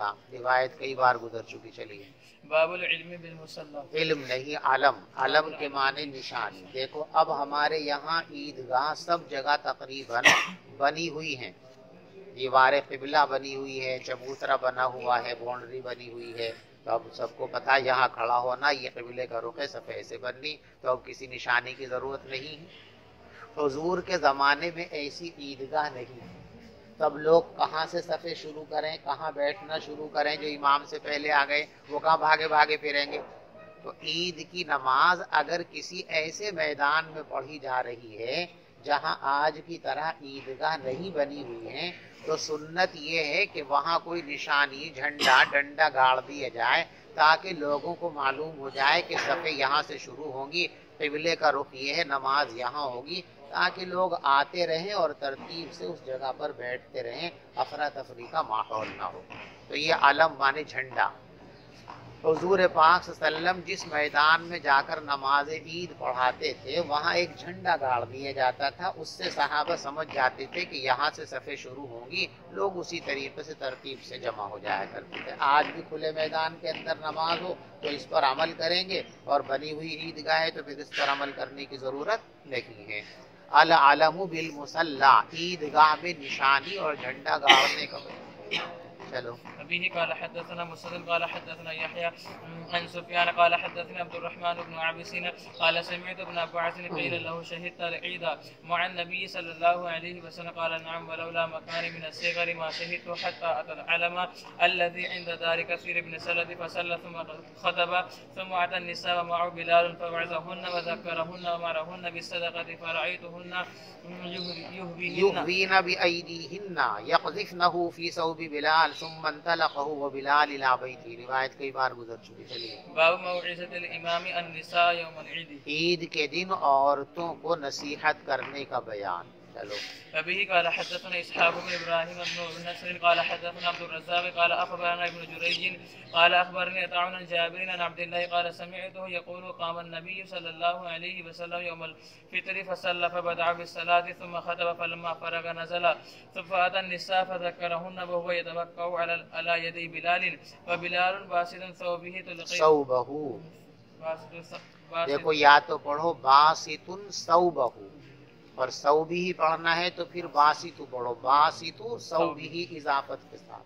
बासितु सौबिही तुलक़ी फ़ीही निसाउ सदक़ता क़ुल्तु लिअताई ज़कात यौमल फ़ित्र क़ाल ला वलाकिन सदक़तुन यतसद्दक़न। मैंने आता से पूछा कि जो औरतें सदका दे रही थी ये सदक़े फित्र था क्या? फरमाया कि न, सदक़े फित्र तो नमाज से पहले अदा कर दिया जाता है, ये सदक़े नफली था। मैंने कहा नहीं, वलाकिन सदक़तुन यतसद्दक़न हीन इज़, ये तो आम सदका था जो उस वक्त औरतें दिया करती थी। पढ़ो पढ़ो जल्दी पढ़ो। वयुल्किन क़ुल्तु लिअताई अतरी हक़्क़न अतरा हक़्क़न अलल इमाम ज़ालिका व युज़क्किरुहुन्ना क़ाल इन्नहु लहक़्क़ुन अलैहिम। मैंने हज़रत अता से पूछा आपकी राय क्या है, क्या आज भी इमाम के वास्ते ये बात ज़रूरी है कि वो ख़वातीन को नसीहत किया करें? आपने फरमाया कि हाँ आज भी ज़रूरी है, और वो ऐसा क्यों नहीं करेंगे, क्या परेशानी है उनको? قال ابن جريج وأخبرني الحسن بن مسلم عن طاووس عن ابن عباس قال شهدت الفطر مع النبي صلى الله عليه وسلم وأبو بكر وعمر وعثمان يصلونها قبل الخطبة ثم يخطب بعد خروج النبي. خرج النبي صلى الله عليه وسلم كأني أنظر إليه حين يجلس بيدي ثم أقبل يشقهم حتى पैगम्बर अलैहिस्सलातु वस्सलाम निकले। गोया आज भी वो तस्वीर मेरी निगाह में, जब हाथ के इशारे से आप लोगों को इस तरह बिठा रहे थे, फिर आप लोगों को चीरते हुए आगे बढ़े, यहाँ तक कि औरतों के पास आ गए और आपके साथ बिलाल भी थे। तो आपने यह आयत तिलावत की, या अय्युहन नबिय्यु इज़ा जाअकल मुमिनात युबायिअनका इला आखिरिल आया सुम्मा क़ाल हीना फ़रग़ मिन्हा। फिर जब हजरत इस आयत की तिलावत से फारिग हो गए तो यूं इरशाद फरमाया, अंतुन्ना अला ज़ालिका, तुम सब इन बातों का इकरार करती हो, अहद पैमान करती हो। फ़क़ालत इमरातुम वाहिदतुम मिनहुन्ना, तो सिर्फ उनमें से एक औरत बोली, बाकी कोई नहीं बोली। उसने कहा जी हाँ हम इसका इकरार करते हैं। ला यदरी हसनुन मन हिया, इस रिवायत के रावियों में से एक रावी है जिनका नाम हसन है।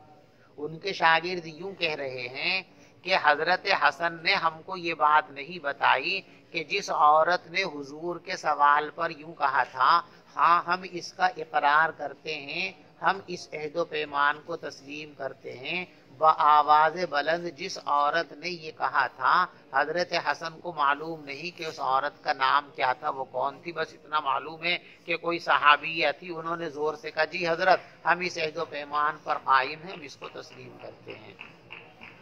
हसन को मालूम नहीं कि वो औरत कौन थी। क़ाल फ़तसद्दक़ना फ़बसत बिलाल सौबहु सुम्मा क़ाल हलुम्मा लकुन्ना, फिर हजरत ने फरमाया आओ तुम पर मेरे माँ बाप फिदा हूँ। तो फिर वो अपनी अंगूठियाँ और अपनी बालियाँ बिलाल के कपड़े में डाल रही थी। अब्दुल रज़्ज़ाक़ कहते हैं अल-फ़त्ह अल-ख़वातीमुल हिज़ाम, फ़त्ह के माने हैं बड़ी बड़ी अंगूठियाँ जो ज़माने जाहिलियत के अंदर पहनी जाती थी। चलिए बाबुन इज़ा लम यकुन लहा जिलबाबी फिल ईद। जिलबाबुन, जिस औरत के पास बुर्का ना हो तो ईदगाह जाने के लिए क्या करे, अपनी सहेली का बुर्का मांग ले या एक बुर्के में दो घुस जावें। लेकिन अब बुर्का ऐसा मजाक बना दिया कि उसमें एक ही नहीं जाती। जो बुर्के आज हैं वो एक औरत भी बेचारी पहन नहीं सकती, पहनती नहीं, घुसती है उसमें ज़बरदस्ती। इतना मोड़ा हुआ चुस्त है वो बिल्कुल कि वो बुर्का नहीं है, बुर्के के नाम पे मजाक है। और मुश्किल ये है कि हम अपने आप को उलमा कहलाने वाले भी अपने घरों में इसकी इस्लाह नहीं कर सके। अब जो बुर्का हमारे घरों में पहनती हैं ख़वातीन, वो बुर्का नहीं, बुर्के के नाम पर एक फितना है। बुर्का इसलिए शरीयत ने रखा है कि औरत के असबाब ज़ीनत उसमें छुप जाएं, ताकि किसी के दिल के अंदर शैतानी वसवसा पैदा ना हो। लेकिन अब बुर्का इतना मुज़य्यन बना दिया गया है कि मोहतरमा चाहे इतनी खूबसूरत ना हो, वो चाहे काली भुजंगी हो, लेकिन बुर्का इतना खूबसूरत है कि हर शैतान का दिमाग घूम जाता है कि क्या है पता नहीं, इतने फूल इतने बूटे। तो एक खराबी तो ये है कि बुर्का मुनक्कश और मुज़य्यन कर दिया गया, इससे बचो। ये बुर्का बुर्का नहीं रहा, इसलिए कि जिस चीज़ का मकसद फौत हो गया वो चीज़ रही नहीं। जब बुर्का था जीनत को छुपाने के लिए और ये खुद जीनत का जरिया बन गया तो बुर्का नहीं रहा, मजाक हो गया। ایک تو زینت اس کی ختم کرو، پھول بوٹے ختم کرو، اور دوسرے اس کی چستی ختم کرو۔ اب بجائے پہننے کے عورتیں برقع مڑتی ہیں اور پورے اعضاء اس کے اندر صاف صاف نظر آتے ہیں، نشیب و فرات، تو مقصد ہی ختم ہو گیا۔ برقع ڈھیلا ڈھالا ہونا چاہیے۔ اب یہ جو پیٹی کوٹ کا برقع چل رہا ہے چشٹر کی طرح، اس میں تو ایک ہی عورت چاہے ڈھیلا بھی ہو تب بھی ایک ہی عورت آئے گی۔ پہلے زمانے کے اندر برقع چلتا تھا جسے عورتیں ٹوپی کا برقع کہتی تھی، وہ آگے سے بالکل کھلا ہوا ہوتا تھا، اس میں یہ گنجائش تھی، وہ سخی برقع تھا۔ آج کا برقع بخیل ہے، یہ ایک سے دوسرے کے لیے اپنا دامن نہیں کھول سکتا، وہ سخی برقع تھا، اس میں دو دو تین تین بھی گھس جایا کرتی تھی عورتیں، پردہ کر کے ایک گھر سے دوسرے گھر چلی جایا کرتی تھی۔ ہم نے اپنے بچپن میں دیکھا وہ برقع خوب استعمال کرتی تھی خواتین۔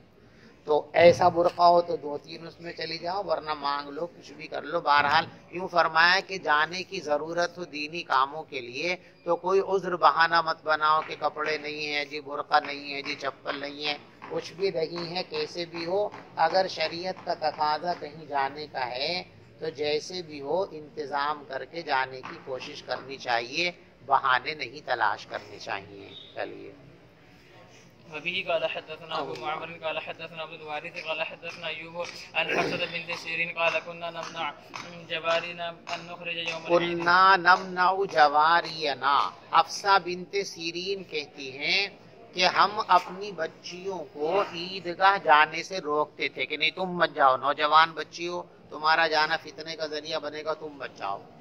یہ ہمارے شہر کا ماحول تھا۔ یہ فرماتی حفصہ کہ ہم جس شہر میں رہتے تھے ہمارے شہر کا ماحول یہ تھا کہ جوان بچیوں کو عیدگاہ میں جانے کی اجازت نہیں دی جاتی۔ لیکن ایک دن ایک آپا جی وہاں تشریف لے آئی معلمہ صاحبہ، انہوں نے تقریر فرمائی تو ان کی تقریر کی وجہ سے ہم نے اپنا نظام بدل دیا۔ فجاءت امرأۃ، تو پھر ایک دن ہمارے شہر میں ایک عورت آئی، فنزلت قصر بنی خلف، اور وہ قصر بنی خلف کے اندر آ کر ٹھہر گئی۔ فأتیتها، حفصہ کہتی ہیں کہ جب پتہ چلا کہ ایک معلمہ صاحبہ، عالمہ صاحبہ آئی ہیں تو میں ان کی زیارت اور ملاقات کے لیے ان کی خدمت میں پہنچی۔ فأتیتها، میں ان اماں جی کی خدمت میں گئی۔ فحدثت، تو انہوں نے یہ بتایا کہ ان کی بہن کے جو شوہر تھے انہوں نے حضور کے ساتھ 12 غزوات میں شرکت کی اور ان کی بہن بھی ان کے ساتھ 6 غزوات میں شریک رہی۔ یہ جو معلمہ صاحبہ تشریف لائی تھی، عالمہ صاحبہ آپا جی، انہوں نے کہا دیکھو جی میری بہن تو 6 مرتبہ حضور کے ساتھ جہاد میں شریک رہی اور میرے بہنوئی وہ 12 مرتبہ حضور کے ساتھ جہاد میں تشریف لے گئے۔ یہ سب بتانے کے بعد یہ کہا کہ میری بہن جو بات بیان کرے گی وہ بات معتبر اور مضبوط ہوگی، کیونکہ حضور کے ساتھ حضر میں بھی رہی ہیں اور سفر میں بھی رہی ہیں تو ان کو دینی معلومات زیادہ ہیں، تو جو بات بتائیں گی مستند ہوگی، بے پائے کی بات نہیں ہوگی۔ وہ کہا کرتی تھی فَكُنَّا نَقُومُ عَلَى الْمَرْضَى، ہم جہاد کے سفر میں مریضوں کی تیمارداری کرتے تھے، دوا دارو پلاتے تھے زخمیوں کو۔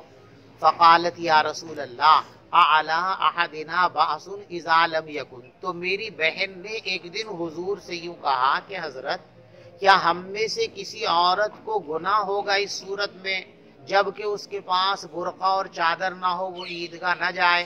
تو آپ نے ارشاد فرمایا لتلبسها صاحبتها، اس کی سہیلی، اس کی بہن اس کو اپنا برقع پہنا دے۔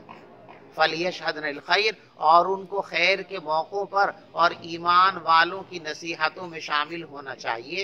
حضرت حفصہ فرماتی ہیں فلما قدمت ام عطیہ، یہ عالمہ صاحبہ تو بتا کے چلی گئی، یہ حضرت حفصہ بنت سیرین کہتی ہیں لیکن پھر بھی مجھے یہ تھا کہ بڑے مفتی صاحب سے اور تصدیق کر لی جاوے، اس کے الجواب صحیح لکھوا دیے جاوے۔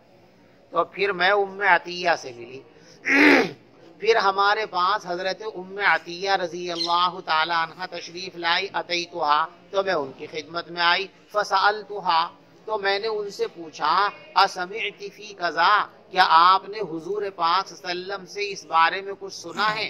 تو انہوں نے فرمایا نعم بی ابی، ہاں میرے ماں باپ آپ پر قربان ہو، میں نے سنا ہے۔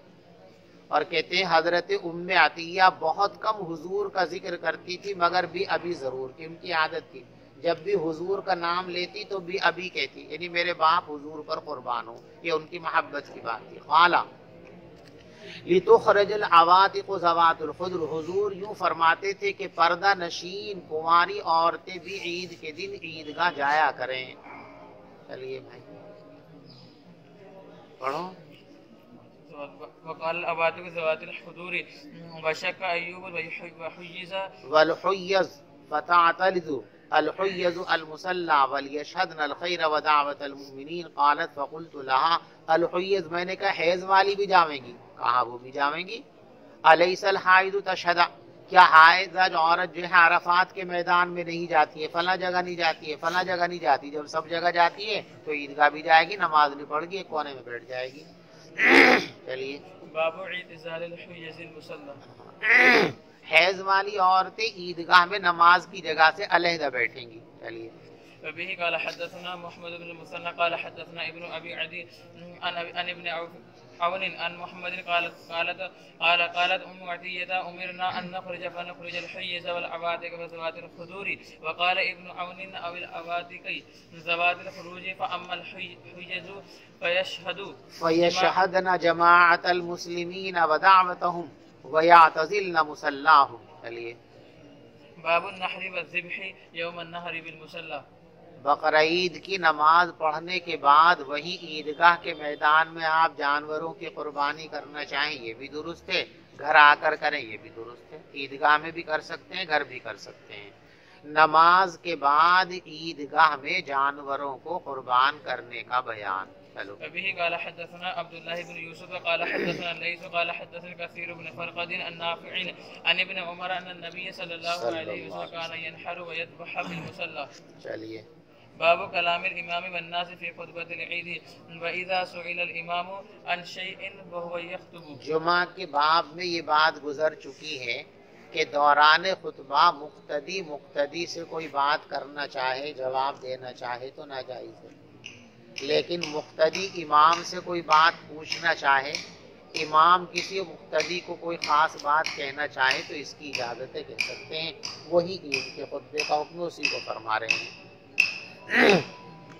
امام کا اور لوگوں کا عید کے خطبے میں بات کرنا، اور جب امام سے کوئی بات پوچھی جائے خطبے کے دوران تو وہ کیا کرے۔ چلو وبه قال حدثنا مسلم قال حدثنا ابو الاحوص قال حدثنا منصور بن المعتمر عن الشعبي عن البراء بن عازم قال خطبنا رسول الله صلى الله عليه ایک اور روایت تو کئی بار گزر چکی ہے، ترجمۃ الباب اس طرح ثابت کر رہے ہیں کہ حضرت نے جب خطبے میں یوں کہا کہ دیکھو ہمارا کام یہ ہے کہ سب سے پہلے ہم عید کی نماز پڑھیں، اس کے بعد قربانی کریں، تو فوراً ابو بردہ کھڑے ہو گئے اور کہنے لگے حضرت جی میں نے تو عید سے پہلے قربانی کر دی۔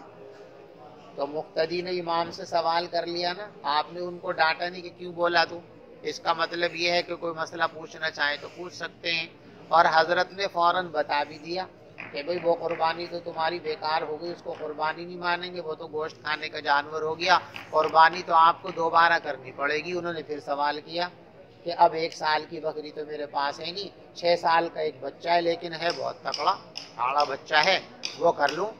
فرمایا کر لو، لیکن یہ اجازت صرف تمہارے لیے ہے، آئندہ کسی کے لیے اس کی اجازت نہیں ہے۔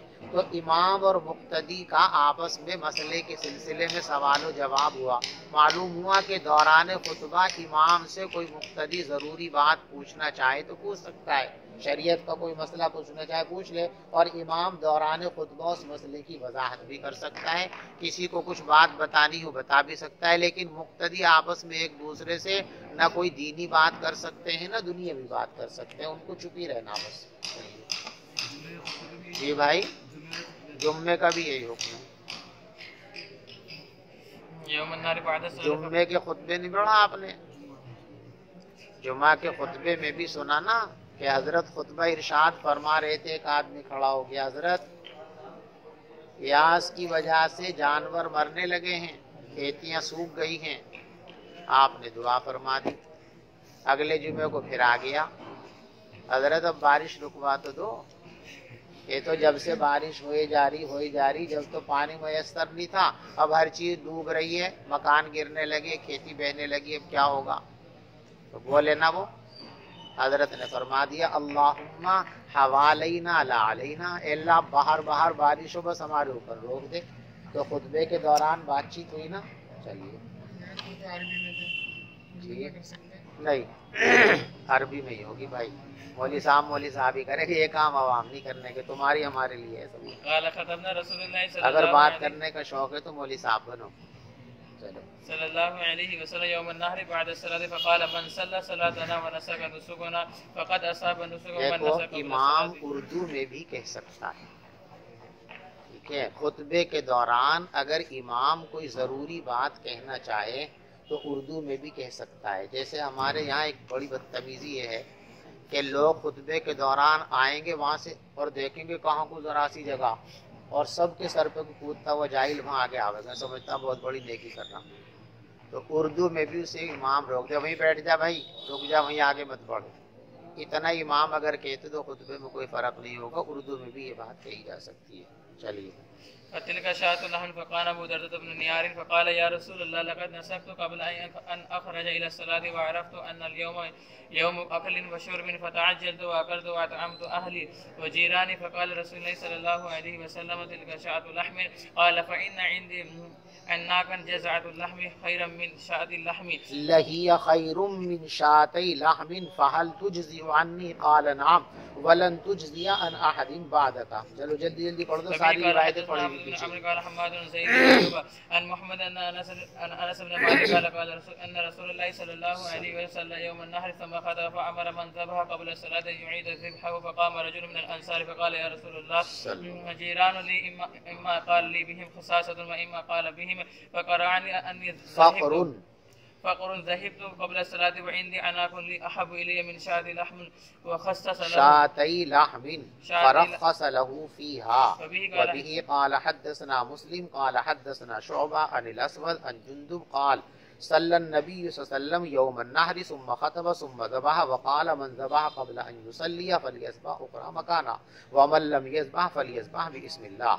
باب من خالف الطريق إذا رجع يوم العيد، جب عید کی نماز پڑھ کے لوٹے تو دوسرے راستے سے آوے، جس راستے سے جایا ہے اس سے واپس لوٹے تو دوسرا راستہ اختیار کرے۔ بعض علماء کی رائے یہ ہے کہ یہ سب کے لیے ہے، تمام نمازیوں کے لیے سنت ہے کہ ایک راستہ جانے کے لیے اختیار کریں، واپسی میں دوسرا راستہ اختیار کریں۔ اور بعض علماء کی رائے یہ ہے کہ یہ صرف امام کے لیے ہے، عوام کے لیے نہیں ہے۔ احتیاط کے پیش نظر اور بہت ساری مصلحتیں ہیں جن کو یہاں حاشیے کے اندر نقل کر دیا گیا ہے کہ ان مصالح کے پیش نظر امام کو اس کا خیال رکھنا چاہیے، عوام کے لیے اس کی ضرورت نہیں ہے۔ باب من خالف الطريق اذا رجع يوم العيد وبه قال حدثنا محمد قال اخبرنا ابو طميلة يحيى ابن واضح عن فلي بن سليمان عن سعد بن الحارث عن جابر قال كان سلم اذا كان يوم عيد خالف الطريق تابع يونس بن محمد عن فلي عن سعيد عن ابي هريره وحديث جابر اصح۔ باب اذا فاته العيد يصلي ركعتين، کسی کی عید کی نماز نکل جائے تو کیا کرے؟ نکل گئی تو نکل گئی، اب توبہ استغفار کرے، اکیلے اس کی قضا نہیں کر سکتا۔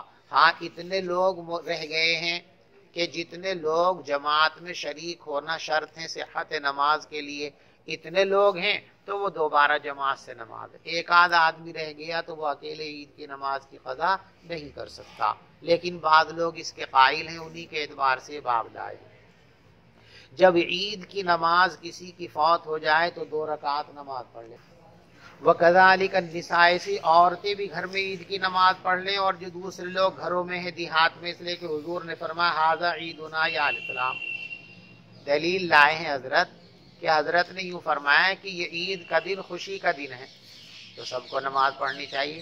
اب یہ استدلال کو اس طرح تھوڑی ہے بھائی خوشی کا دن ہے نماز پڑھنی چاہیے تو شرائط کے ساتھ ہی تو پڑھیں گے، شرائط ہیں تو نماز پڑھیں، شرائط نہیں ہے تو کیسے پڑھ لیں گے نماز؟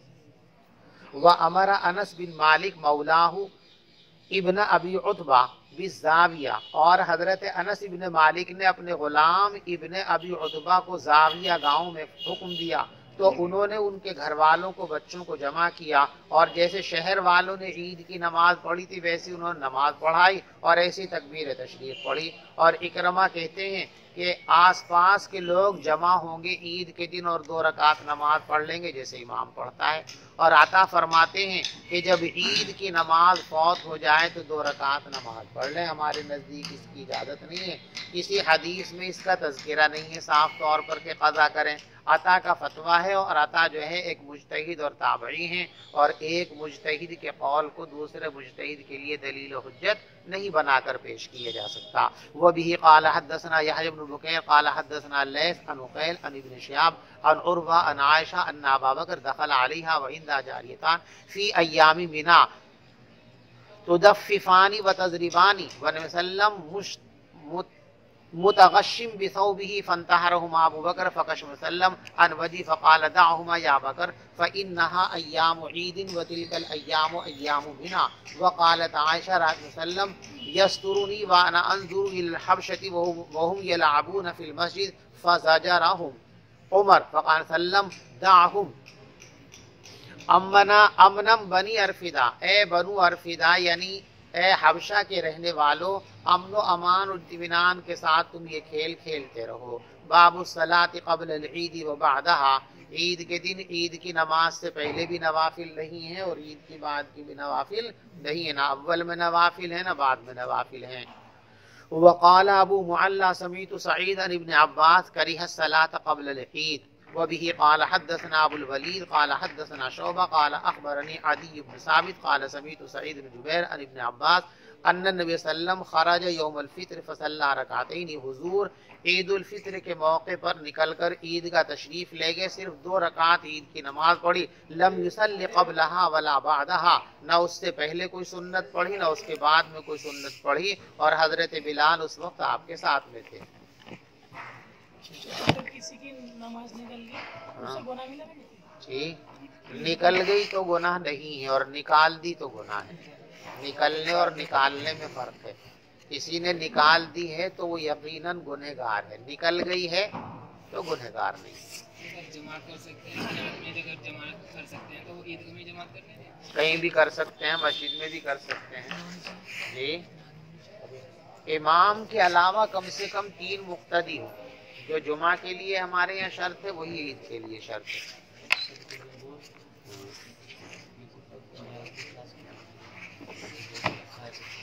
ہاں، اگر ضرورت سے فالتو ہے انسانوں کی تو کتوں کو بھی کھلا سکتے ہیں.